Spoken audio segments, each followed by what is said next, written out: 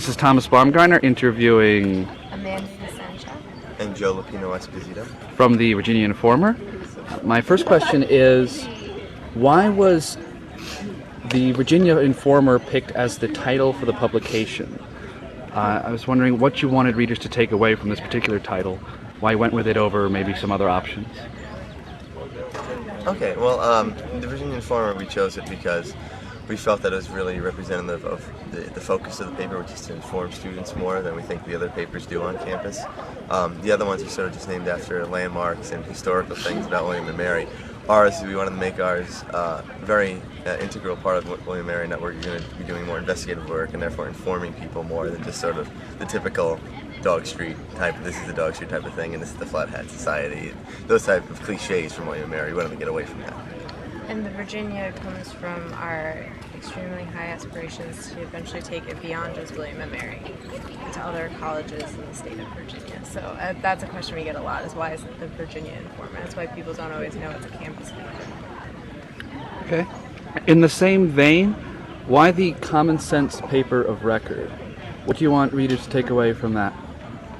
Similar thing, that it's not going to be some sort of slanted thing one way or the other when it comes to reporting the news. It's going to be, this is what is happening on campus. There isn't some sort of question like, oh, is this nice to say? No, common sense is, if the fundraising has gone down, then that means that's a bad thing for the college, and that should be a big story on the front page. You know, some people have said recently, you guys seem to be so negative, and you're just reporting the bad things. Well, if there's a lot of bad things going on, then we kind of need to report them. And if there are good things going on, we'll report the good things. It's just common sense. What's bad is bad, and what's good is good, and that's what we're going to report. Okay. One of the things we've been talking about in class is objectivity and how it's sort of held up as quality journalism is objective journalism. There's two sides, always two legitimate sides to every story, and we've been talking about whether or not this is actually the case in class. How do you feel about journalistic objectivity? It is a touchy situation. I was actually in the media class last semester as well. We discussed that, and it's really hard to say. I think a lot of times what comes down to, and I think what we try to do with the Informer especially, is that we want to present stories that aren't always presented, because that's a lot of the objectivity too, I think, where the New York Times' slogan is all the news that's fit to print. Well, if someone's deciding what's fit to print, that means they're already telling you that they're being subjective. You should be reporting all the news, or you should be saying that we're only going to print the news that we feel is important. And that's what most media organizations do, unfortunately. So that's the one part of the objectivity that's always going to be a concern. That's something we try to get over by reporting stories that haven't been reported. For instance, last year, we were the first paper to report that a pro-life student was assaulted on campus for their views. I mean, no one else had reported that until after we did, and soon after a Sam Sadler email comes out, And that's the type of thing that we pride ourselves on, and that's what we try to encourage. And I think that's a big part of the objectivity that a lot of people don't think about, because you can present the two sides of the story, but it depends on how they're presented as well. And that's just really by the venue also. It depends. If it's television journalism, then it's very different than what newspaper journalism is. Sometimes newspaper journalism is won and lost in the headline, whether or not it's going to be objective or not.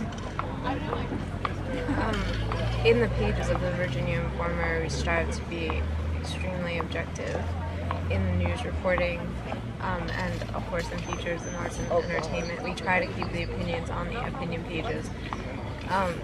Something that's not found often in college journalism all across the country is objective reporting.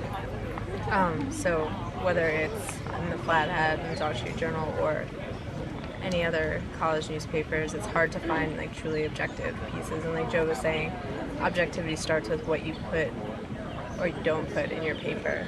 So we have, specific articles which we want to cover mostly because they weren't covered in other papers, or if they weren't covered in depth as we would have liked them to be. But once it's in the paper, we try to keep it free of bias. The Informer prides itself that it's independently funded, unlike the Flat Hat. How is it funded, and how do you feel like this independence helps or affects the content of the paper? All of our money comes from advertising, private donations, and subscriptions. We feel it's an extremely important part of our identity as a paper because we don't get any money from the school. If you don't like something you read in the Flathead or the Dog Street Journal or even Jump, the literary magazine, or if you don't like what you're watching on WMTV, you're paying for it. Part of your student fees goes to pay for these student media organizations, but not a single cent of it goes to the Virginia Informer. So if people complain that they don't like us, well, you're not paying for us to exist. We think that it's important to our attempts to be objective that we're not getting money from the school. The Flathead and Dog Street Journal have repeatedly denied that they ever get pressured from administration one way or the other to print stories, not to print stories, make something look favorable or unfavorable.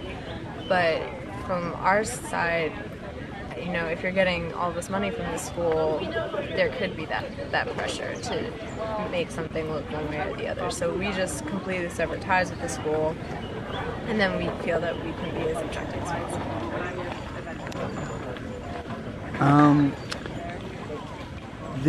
There are numerous issues that are consistently pursued by the Informer. What impact do you think that the publication has when it comes to the issues that it tries to cover?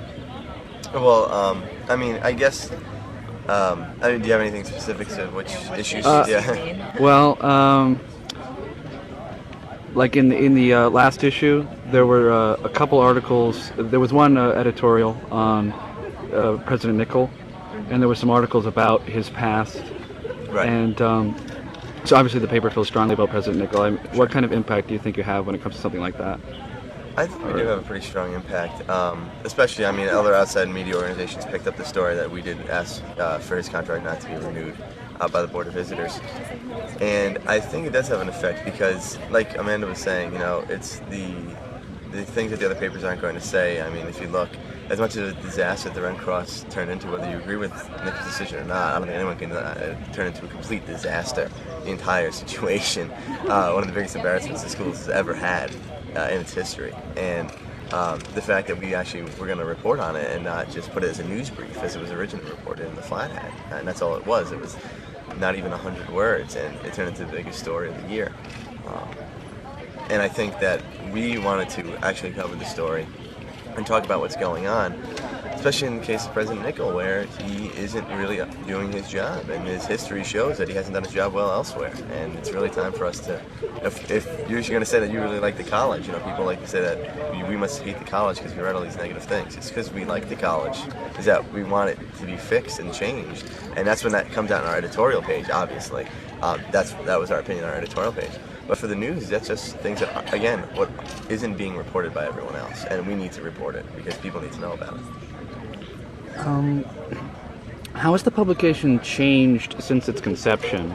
And do you believe the changes have been positive or negative? And what elements do you think are most essential to the Informer that need to be preserved over time? Well, we have much more of a presence on campus than when we started, obviously. We started with a staff of about 8 people. We now have a staff of over 40. A lot of people are familiar with the paper now, and that just comes from over time. You print.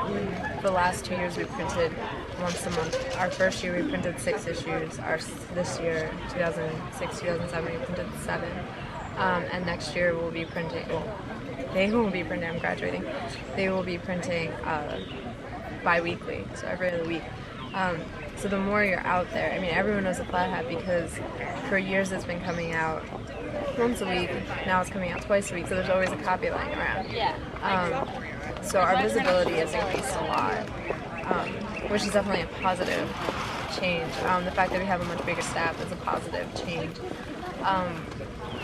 We have surprisingly to a lot of people, we have a diverse staff in that not everyone have the same ideological beliefs. We have people who prefer just to write on arts and entertainment issues. We have people who are really interested in music and film. We have people really interested in politics, and we have a place for everybody.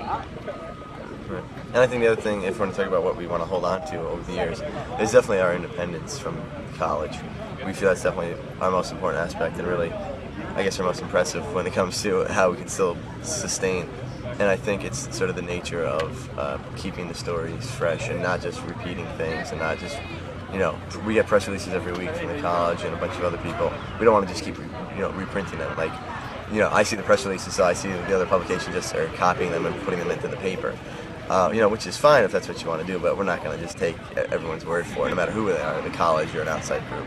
And I think that's something we need to keep pursuing. The other thing is also, from the design aspect, is what I was involved in. We added color now to the paper. We're definitely getting a lot more issues picked up since we've added color, and we're going to continue to have color in it. And also just layout, a little cleaner and more modern design than some of the other papers are using also. Okay, thanks for your time. Sure, thank you.